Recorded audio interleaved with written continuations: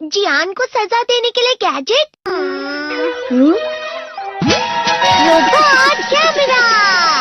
और ये है उसका एंटेना। देखो। अरे वो वहाँ पर है। ठीक है। हे, वहाँ पर कौन छुपा है बताओ। अरे नहीं। चलो मेरे घर चलते हैं। मुझे लगा कोई है।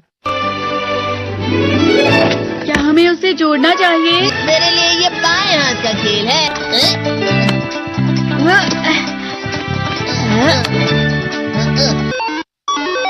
हाँ, ये चल रहा है। याहू, आखिर ये शुरू हो गया।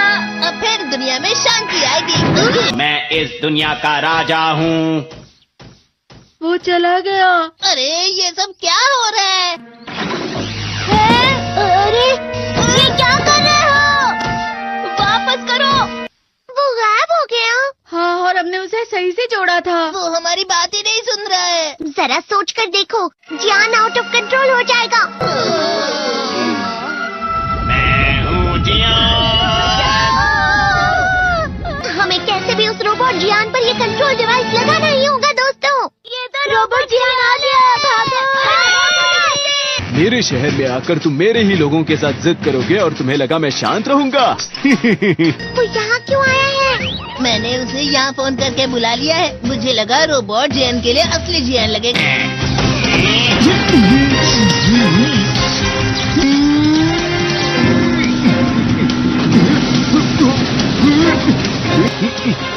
वैसे तुम अच्छा मुकाबला कर रहे हो।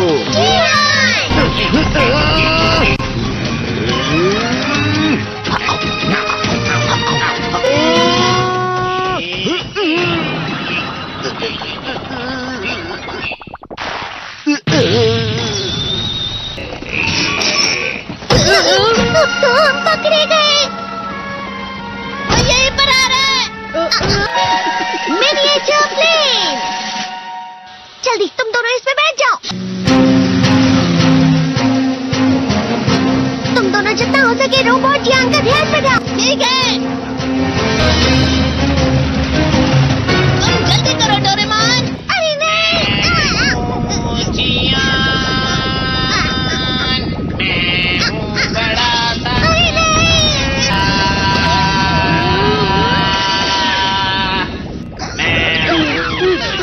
मेरा दिमाग खराब हो गया। अब मैं तुम्हें असली गाने की आवाज सुनाता हूँ। मैं हूँ जियान, हो जाते हैं मदहोश। मैं हूँ दोस्तों का दोस्त जियान। शायद गाना रुक गया है। तुम्हारा गाना मुझसे अच्छा नहीं था, लेकिन वो बिल्कुल बुरा भी नहीं था। हम दोनों साथ मिलकर एक बहुत कमाल का गाना गाएंगे। तुम तो मेरे बेस्ट फ्रेंड हो। चलो अब हम गाना शुरू करते हैं। पता नहीं अब इस पृथ्वी का आगे जाकर और क्या होने वाला है।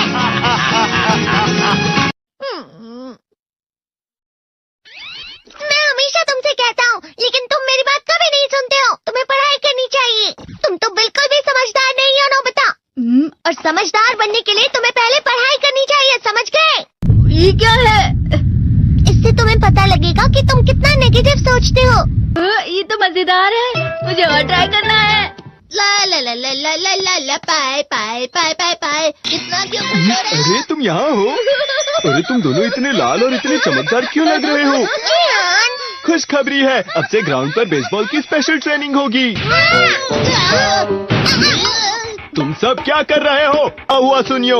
मुझे तुम्हारे बगल में खड़े होकर तुम्हें शानदार स्विंग करते हुए देखना है। हाँ मैं सच कह रहा हूँ। तुम बड़े बड़े मैच भी खेल सकते हो। मस्का लगाओ। चलो भी सुनियो, मुझे अब शर्म आ रही है। जियान तो पिघल गया और बेवकूफ बन गया। हाँ? तुम जैसे नासमझ से निपटना बहुत आसान होता है। तुमने मुझसे झूठ कहा। यो, तुम इतना मस्का क्यों लगा रहे हो? अरे नहीं जियान। यो। अरे हाँ, मैं अभी जाके ये गैजेट शिजुका को भी दिखाता हूँ। ये तो फिर से चमकने लगा।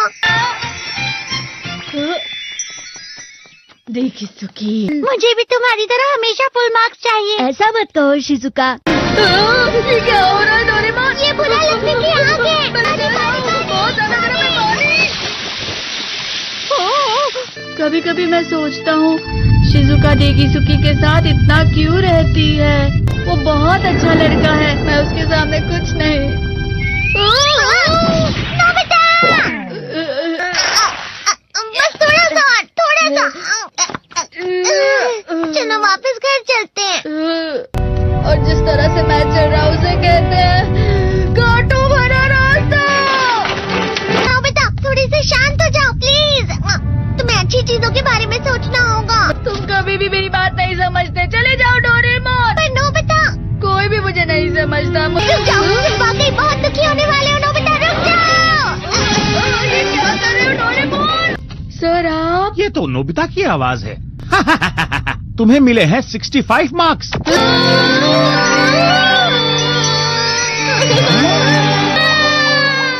अब इससे क्या हो गया? ये सातवें आसमान में उड़ रहा है सर।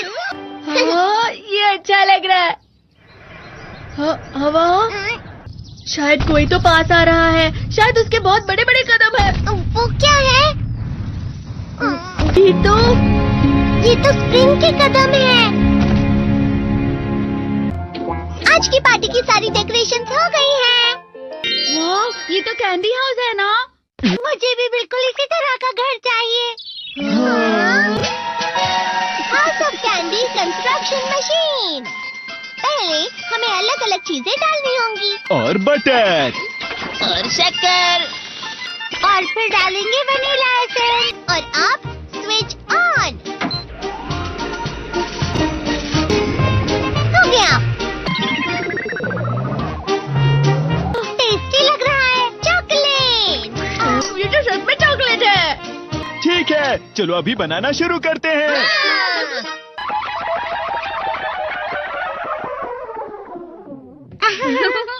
सबसे पहले स्पॉन्ज केक। कुकीज। वेफर्स। छत पे।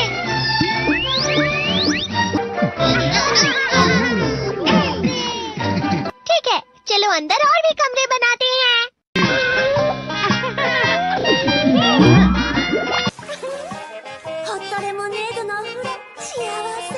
कैंडी।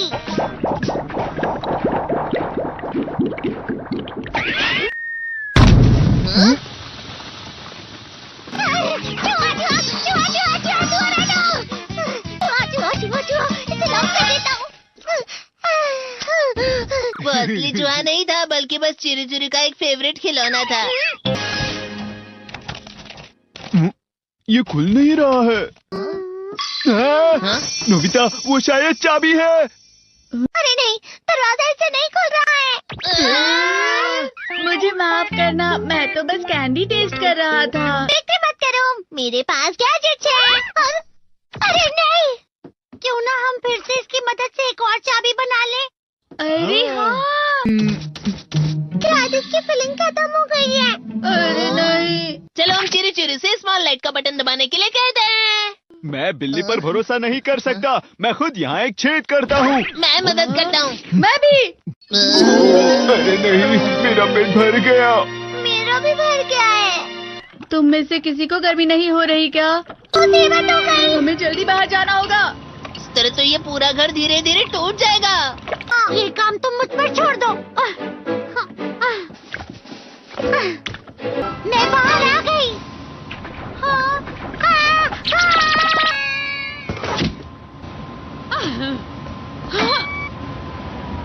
मैं इसे फ्रिज के अंदर रख देती हूँ। फ्रिज के अंदर? ये कैंडी हाउस कहाँ चला गया?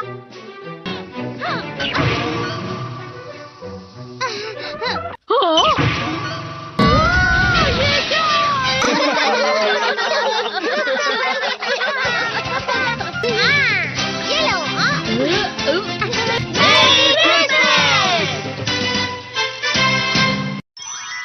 क्रिसमस वाले दिन पर ज्यादा बर्फ। ठीक है, अब हो गया। ये तो सच में बहुत अच्छा लग रहा है। तुम्हें नहीं लगता अगर कल सब कुछ बर्फ से ढका हुआ हो तो कितना अच्छा लगेगा? अगर बर्फ पड़ी तो चमत्कार होगा। सही कहा तुमने। ठीक है, कल मिलते हैं। ठीक है। मुझे कोई ऐसा गैजेट दो जिससे मैं व्हाइट क्रिसमस के चमत्कार का एहसास कर सकूं। अगर इतना कह ही रहे हो तो वेदर बॉक्स। अरे नहीं, ये तो खराब हो गया। पर मैं कुछ नहीं कर सकता नोबिता। ठीक है, अब मुझे ही कुछ करना होगा। ठीक हो जा, ठीक हो जा, ठीक हो जा। हाँ? कितनी सारी बर्फ जमा हुई है। अरे वाह। हेलो, मेरी दी गई बर्फ से तुम लोग बहुत खुश नजर आ रहे हो। तो चलो हम सब नोबिता की बर्फ उसे वापस करते हैं। ये लो, ये लो, ये लो, ये लो। अब तुम अपनी बर्फ वापस घर ले जाओ। नोबिता, मैं आ गई। क्रिसमस के दिन में सच में असली चमत्कार हो गया। बाजू हो जाओ। ये तो बिल्कुल अच्छा नहीं हुआ डोरेमोन। पर चलो बर्फ में खेलते हैं। ये कौन भी? ये गलत है। बर्फ रुक जाओ। रुको, रुको, रुको, रुक जाओ, रुक जाओ। ये तो बढ़ती जा रही है। डोरेमोन, लगता है ज्यादा बर्फ गिरने की वजह से सब घर चले गए। बर्फ की वजह से बाइक स्टार्ट नहीं हो रही थी। माफ कीजिएगा, ये सारी मेरी गलती है। बर्फ की वजह से ट्रेन्स बंद हो गई हैं, तो शायद आज तुम्हारे डैड घर नहीं आएंगे। हे नोबिता, अच्छा काम कर रहे हो। इसे क्या हुआ है? पता नहीं, आज की पार्टी में देर मत करना। हाँ? आखिर मुझे तुम्हारी विश जो पूरी करनी थी। मैंने तुमसे बर्फ मांगी थी, तो इसकी जिम्मेदारी मेरी भी हुई ना। हम अपनी पूरी कोशिश करेंगे।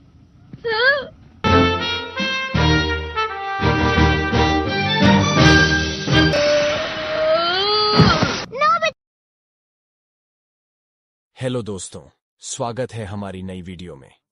मैं हूं आपका दोस्त और आज हम बात करेंगे डोरेमोन की कुछ ऐसी मिस्ट्रीज के बारे में जो आपके दिमाग को हिला देंगी। डोरेमोन, वो नीला रोबोटिक कैट, हम सबका फेवरेट है। नोबिता को अपने जादुई गैजेट से बचाने वाला ये कैट अपने साथ कई अनसुलझे सवाल लाता है। तो अपने डिटेक्टिव ग्लासेस तैयार रखो और चलो खोजते हैं डोरेमोन की मिस्ट्री पार्ट 10 का राज। आज हम 5 ऐसी मिस्ट्रीज की बात करेंगे जो डोरेमोन की दुनिया को और भी रहस्यमयी बनाती हैं। हर मिस्ट्री में है ट्विस्ट, ड्रामा और ढेर सारे सवाल जो आपको रात भर सोचने पर मजबूर कर देंगे। तो बिना टाइम वेस्ट किए चलो शुरू करते हैं। पहली मिस्ट्री, डोरेमोन का टाइम ट्रैवल लॉग कहाँ है? डोरेमोन और नोबिता ने टाइम मशीन से ढेर सारी टाइम ट्रिप्स की हैं। पास्ट में डायनासोर देखने से लेकर फ्यूचर में शिवाशी से मिलने तक। लेकिन सवाल ये है, इन टाइम ट्रिप्स का रिकॉर्ड कहाँ है? क्या डोरेमोन हर टाइम ट्रैवल का लॉग रखता है? सोचो, एक रोबोट जो टाइमलाइन को चेंज कर सकता है, उसे जरूर हर ट्रिप की डिटेल रखनी चाहिए। कुछ फैंस का थियरी है कि डोरेमोन की मेमोरी में एक सीक्रेट टाइम ट्रैवल लॉग है जो हर ट्रिप की डिटेल्स स्टोर करता है। क्या ये लॉग फ्यूचर की किसी अथॉरिटी को भेजा जाता है? एक एपिसोड में डोरेमोन ने नोबिता को टाइम मशीन यूज करने से मना किया था क्योंकि टाइमलाइन डेंजरस हो सकती है। क्या डोरेमोन को हर ट्रिप की परमिशन लेनी पड़ती है? और एक ट्विस्ट, क्या अगर टाइम ट्रैवल लॉग में कोई गलत एंट्री हो जो टाइमलाइन को मेस कर दे? जैसे अगर नोबिता ने पास्ट में कुछ चेंज किया और डोरेमोन ने उसे रिकॉर्ड नहीं किया, क्या फ्यूचर में कोई टाइम पुलिस है जो इस लॉग को चेक करती है? अगर हां, तो क्या डोरेमोन कभी उनके रडार पर आ चुका है? डोरेमोन की सबसे स्मार्ट और काइंड कैरेक्टर, वो हमेशा सही डिसीजंस लेती है और मुसीबत में भी कूल रहती है। लेकिन सवाल यह है, क्या शिजुका को फ्यूचर की कोई मेमोरी है? क्या वो पहले से जानती है कि नोबिता उसका फ्यूचर हस्बैंड है? सोचो, मंगा में बताया गया कि शिजुका फ्यूचर में नोबिता से शादी करती है, लेकिन कुछ एपिसोड्स में शिजुका नोबिता की बेवकूफी पर भी उसे सपोर्ट करती है, जैसे उसे उसका फ्यूचर पता हो। क्या अगर शिजुका को फ्यूचर से कोई मैसेज मिला है? एक एपिसोड में शिजुका ने एक अजीब डायरी में कुछ लिखा था जो बाद में गायब हो गई। क्या वो डायरी फ्यूचर की मेमोरीज का रिकॉर्ड थी? फैंस का थियरी है कि शिजुका की स्मार्टनेस सिर्फ नेचुरल नहीं है। क्या शिवाशी ने शिजुका को फ्यूचर की कुछ इंफॉर्मेशन दी है ताकि वो नोबिता को गाइड कर सके? और ट्विस्ट ये, क्या शिजुका जानबूझकर कुछ सीक्रेट्स छुपाती है ताकि टाइमलाइन सेफ रहे? सोचो, अगर शिजुका असल में टाइमलाइन की गार्डियन हो। ये मिस्ट्री शिजुका की स्माइल जितनी ही चार्मिंग है। तीसरी मिस्ट्री, डोरेमोन के बैकअप का सीक्रेट। डोरेमोन एक हाईटेक रोबोट है और हर रोबोट का बैकअप होता है। लेकिन सवाल यह है, डोरेमोन का बैकअप कहां है? क्या फ्यूचर में उसका डेटा सेव है या कोई दूसरा डोरेमोन तैयार है? सोचो, अगर डोरेमोन को कुछ हो जाए तो नोबिता का क्या होगा? मंगा में बताया गया कि डोरेमोन को एक फैक्ट्री में बनाया गया था। क्या अगर फ्यूचर में डोरेमोन का बैकअप क्लोन है जो एक्टिवेट होने का वेट कर रहा है? एक एपिसोड में डोरेमोन की मेमोरी क्रैश हो गई थी और उसे फ्यूचर में रिपेयर के लिए जाना पड़ा था। क्या उस दौरान कोई बैकअप डोरेमोन ने उसकी जगह ली थी? फैंस का थियरी है कि डोरेमोन का बैकअप फ्यूचर के किसी सीक्रेट सर्वर में स्टोर है। क्या शिवाशी के पास डोरेमोन की मेमोरी का फुल कंट्रोल है? और एक और सवाल, क्या अगर बैकअप डोरेमोन में कोई गलत प्रोग्रामिंग हो जो उसे विलन बना दे? सोचो, अगर एक दिन नोबिता को 2 डोरेमोन मिल जाए। ये मिस्ट्री तो डोरेमोन की टेक्नोलॉजी जितनी ही एडवांस है। चौथी मिस्ट्री, नोबिता की लाइफ में विलन कौन है? नोबिता की लाइफ में हमेशा कुछ ना कुछ गड़बड़ होती है। ज्ञान और सुनियो उसे चिढ़ाते हैं, स्कूल में डांट पड़ती है और गैजेट्स मिसयूज हो जाते हैं। लेकिन सवाल यह है, क्या नोबिता की लाइफ में कोई सीक्रेट विलन है? क्या कोई फ्यूचर से उसकी लाइफ को मेस कर रहा है? सोचो, नोबिता का लक इतना खराब क्यों है? कुछ फैंस का मानना है कि फ्यूचर में कोई है जो नहीं चाहता कि नोबिता सक्सेसफुल हो। क्या अगर शिवाशी का कोई राइवल है जो टाइमलाइन चेंज करना चाहता है? एक एपिसोड में नोबिता को एक अजीब गैजेट मिला था जो डोरेमोन की पॉकेट से नहीं था। क्या वो गैजेट किसी विलेन ने भेजा था? और ट्विस्ट ये, क्या अगर विलेन कोई इंसान नहीं बल्कि फ्यूचर की कोई टेक्नोलॉजी है, जैसे आर्टिफिशियल इंटेलिजेंस? क्या कोई एआई नोबिता की लाइफ को टेस्ट कर रहा है ताकि फ्यूचर की हिस्ट्री चेंज हो?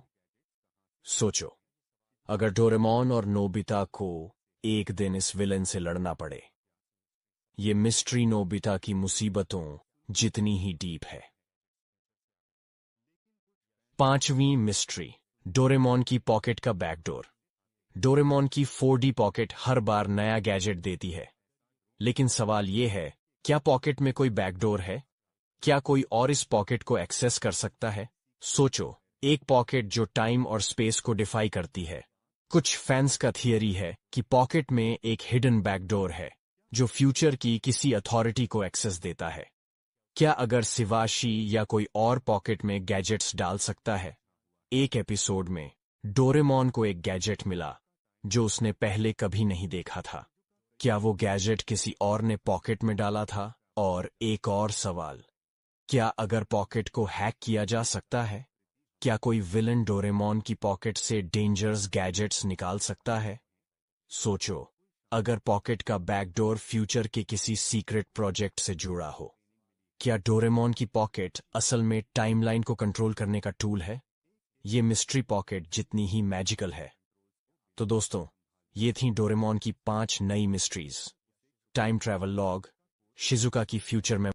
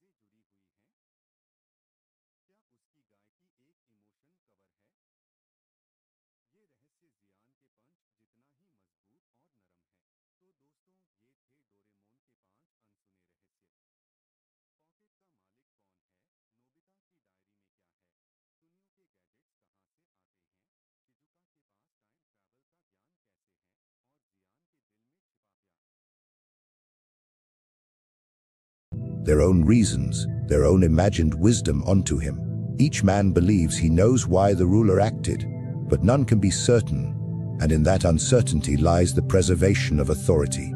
Consider how quickly explanation can entrap. Once words are spoken, they can be twisted, reinterpreted, used as weapons against the speaker. Silence, however, cannot be misquoted.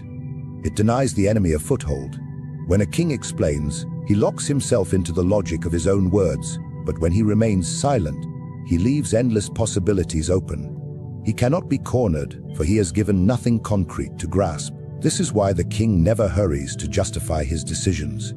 He lets others debate endlessly, while he preserves his aura by standing apart from the chaos of words. His refusal to explain forces the world to adapt itself to his silence.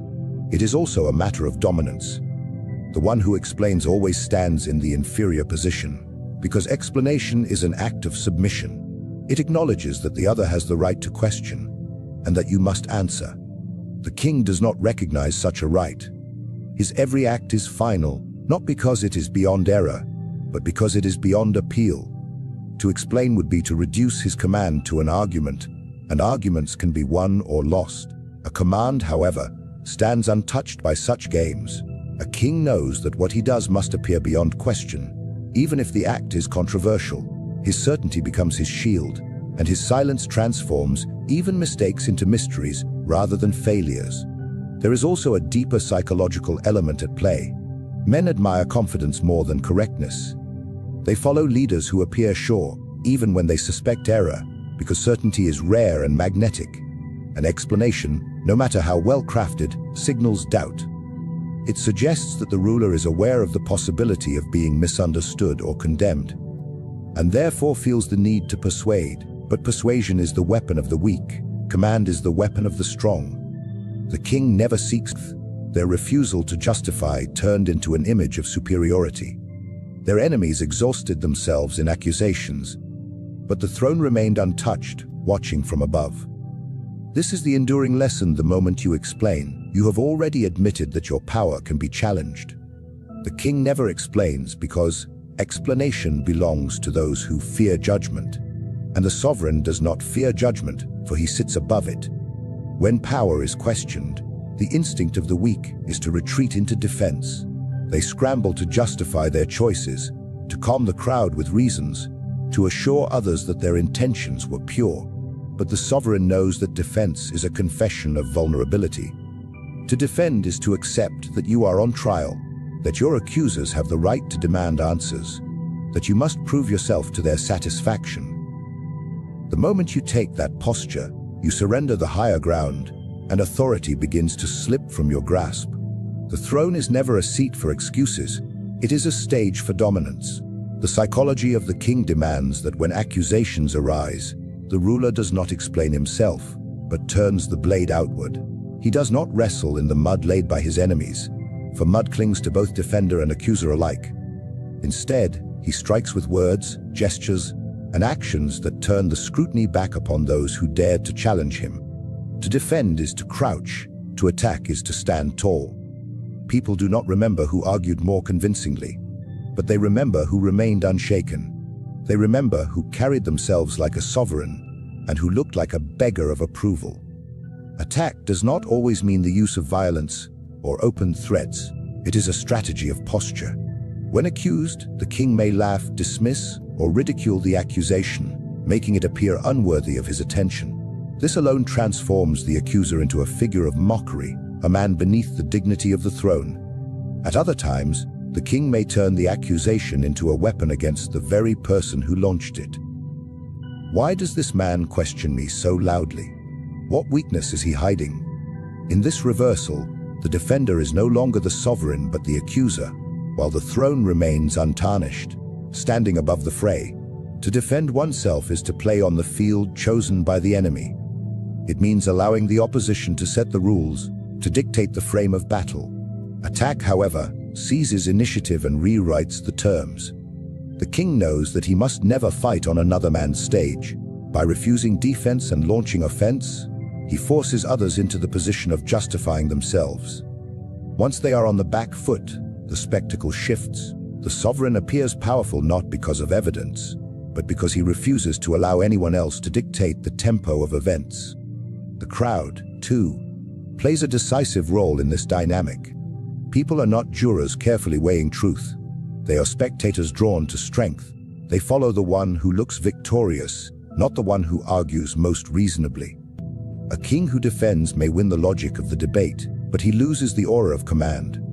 A king who attacks may ignore logic altogether, but the sheer force of his posture convinces the crowd that he cannot be broken. Human beings are not persuaded by facts. They are persuaded by displays of dominance. Consider the battlefield as a metaphor. A general who positions his army to defend at every front invites endless sieges. He may survive, but he cannot inspire. The general who charges forward, even at risk, captures the loyalty of his soldiers and the fear of his enemies. So it is with power in speech and gesture. Defense is passive, attack is active. Defense is reactive, attack is creative. To always defend is to carry the burden of others' accusations, while to attack is to burden others with your own will. The sovereign never carries burdens. He lays them upon others. There is also a deeper element of psychology in the refusal to defend. When a ruler defends, he signals to all that there is indeed something worth defending, that the accusation has struck a nerve. Attack, by contrast, communicates supreme confidence, as if the accusation were too small to matter. People read this posture more deeply than the condemn him, but instead expose them. Such a reputation is worth more than truth itself. It deters opposition before it even begins. Those who might accuse think twice, because they understand they will not be met with explanations, but with exposure. Thus the king protects himself not by shielding against every attack, but by ensuring that no one dares to strike in the first place. The throne cannot be shared with those who question it. By defending, one shares authority with the accuser, acknowledging him as a rival voice in the court of opinion. By attacking, one silences that voice, either through ridicule, intimidation, or sheer disregard. Attack transforms the ruler into the sole author of the story. He frames reality, and framing reality is the essence of sovereignty. To defend is to live in another man's story. To attack is to write your own. This is why the king never allows himself to become a defendant in the court of public perception. He turns every attempt against him into a weapon for himself. He refuses to kneel under the weight of judgment and instead forces others to bear the weight of his presence. His strength does not lie in proving his innocence, but in projecting that he is untouchable. Men may whisper doubts, but their whispers fade before the roar of his certainty. Defense invites debate, attack ends it. Defense breeds hesitation, attack breeds fear and awe. The psychology of the king rests upon this truth when challenged. Do not explain, do not justify. Strike the throne is not secured by truth, but by the appearance of strength. Men imagine that authority rests on facts, on reason, on the justifications of action. Yet history shows that rulers endure, not because they are right, but because they seem unshakable. Truth is fragile, easily torn apart by argument and evidence, while perception is armor forged from mystery, confidence, and inevitability. Those who seek power understand that men do not follow what is correct. They follow what looks certain. The crowd admires conviction, even when they suspect error, for the human mind is drawn less to truth than to stability. In this way, the psychology of authority is simple. The ruler does not need to be believed for what he is, only for what he appears to be. The king knows that defending himself undermines perception. A defense suggests fear, and fear breaks the illusion of invincibility. If the ruler appears to worry about how he is seen, then the people sense cracks in the foundation of his strength.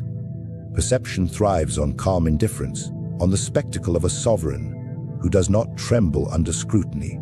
To appear unbothered is to create the impression that nothing can shake the throne. This is why the king must always cultivate a demeanor of inevitability. Even when storms gather around him, he must project stillness, like a rock standing above the tide. Men respect what appears eternal, and eternity is always a matter of perception. Every action, every gesture, every silence carries meaning in the theater of power. When a king chooses not to explain, it is not because he lacks words, but because he understands that words weaken the image.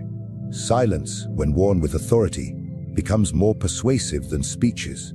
A silent ruler appears as though his truth is beyond language, as though no argument could contain it. People interpret this restraint as strength, and in their minds, strength becomes fact.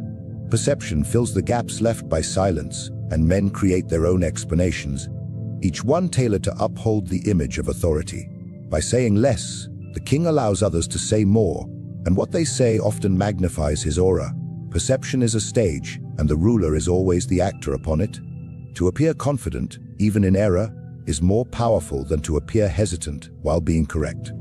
Consider how people respond to leaders who falter in speech, who stammer, who visibly seek approval. Their message may be true, but the perception of weakness drowns the truth. Now consider the sovereign who speaks boldly, who dismisses doubt with a gesture, who never pauses to explain himself. His words may be empty, but the audience remembers the force of his tone, the assurance in his posture. They believe not because of substance, but because of certainty. In this way, perception triumphs over truth at every level of power. The king also understands that perception is contagious. When he appears unshaken, his followers mirror his strength. Doubt may linger in their minds, but the sight of the sovereign standing tall convinces them that the throne is secure. This chain reaction spreads outward the court. The advisors, the people, all draw their confidence not from facts, but from the image projected by the ruler. Even enemies may begin to doubt their own accusations when they see that the king shows no sign of concern. In this manner, perception becomes reality, because men act upon what they believe they see. To lose control of perception is to invite collapse. A ruler who spends his time defending, explaining, or persuading signals that he is fighting for legitimacy. And once legitimacy is seen as fragile, it quickly shatters. Authority rests not on persuasion, but on the illusion of inevitability. Men follow the one they think cannot be resisted. To explain is to open a crack in this illusion. To admit that persuasion is necessary, that force of image alone is not enough. A king who explains places his crown on trial, and no crown survives long under the weight of constant trials. The manipulation of perception also allows the king to turn weakness into strength. A failure, if he does not falter, then perhaps it was not a failure at all, but a calculated move beyond their understanding. Perception shields him where truth cannot, and the myth of his invincibility grows with each moment. He refuses to appear shaken. This principle extends beyond public appearances into the private realm of politics. Advisors, ministers, and rivals all judge the king not by what is true, but by how he carries himself. If he explains too much, they sense insecurity, and insecurity invites plots. If he maintains composure, never bending to justify, they are left uncertain. Uncertainty breeds caution, and caution keeps them subdued. No man dares challenge the one who seems beyond defeat. Thus the king maintains his grip not by arguing his case, but by cultivating the image that his case requires no argument. In the end, perception is the throne itself. The crown is nothing more than metal without the belief of others, and belief is shaped not by facts but by appearances. The king who masters perception holds true power, for he commands the imagination of his subjects. He is seen as inevitable, untouchable, eternal, and therefore he becomes so in practice. Truth is fragile, but perception is iron, and only iron can uphold a throne. The ruler understands that power is not simply a matter of force, armies, or decrees, but of narrative. He who frames the story shapes the minds of men, and he who shapes minds commands reality itself. The throne is not secured by merely sitting upon it. It is secured when people believe that the one upon it belongs there by destiny, by merit, or by inevitability. Every accusation, every challenge, every rumor is nothing but a story, and stories have no power until they are repeated. The sovereign knows that he must control what is repeated, for repetition molds belief, and belief becomes the strongest chain of authority. A man who defends himself lives within the story of his accuser. He accepts the enemy's framing, stepping into a world where he must answer questions not of his own making. The people then judge him not as ruler, but as defendant, and a defendant is always seen as lesser. But a king never enters such a trial. He does not adopt another's frame, for to do so is to surrender authorship of his own destiny. Instead, he creates his own narrative, his own explanation, his own story that overwrites all others. When he declares, the people repeat. When he reframes, the original accusation dissolves. He is not explaining, he is commanding how the event will be remembered. Consider the nature of human memory. Men do not cling to precise facts, they hold on to images, phrases, and impressions. They retell events not as they occurred, but as they were told. This weakness of memory is the throne's greatest weapon. A failure can be retold as sacrifice, an error can be reshaped as strategy, and a betrayal can be painted as loyalty to a higher cause.